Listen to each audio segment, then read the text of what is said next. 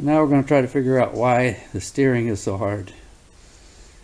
I crawled underneath it, I looked at all the steering linkage, it all looks pretty good. So I'm going to take the linkage off of both front wheels and see if they turn hard by eliminating the linkage.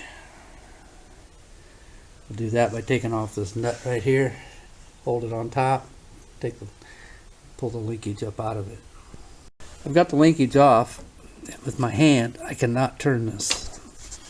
Barely turn it. The problem seems to be right here in the wheel, in the pivot point of the axle here. Some mowers you can just take off a pin and pop that out of there, but this one is not like that. It's welded on. It looks like they want you to replace the whole thing. But I'm going to try to shoot some oil inside this. Instead of grease, put oil in there and loosen it up. I imagine the grease just got hard in there. So we're going to give it a shot. Alright, I heated it up until it started turning a little bit easier. Then I took my grease gun and started pumping new grease in it. Pushed out all the old black grease.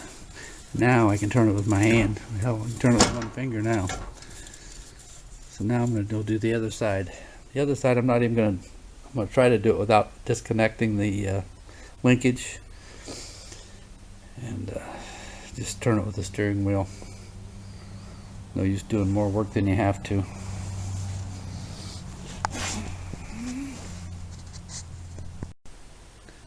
Alright, I put that linkage back on.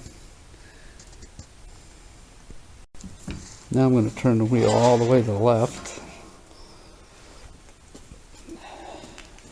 That's just to get the tire away from the grease zerk.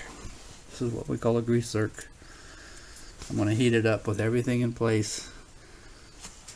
Get it good and hot. Do the same thing on this side.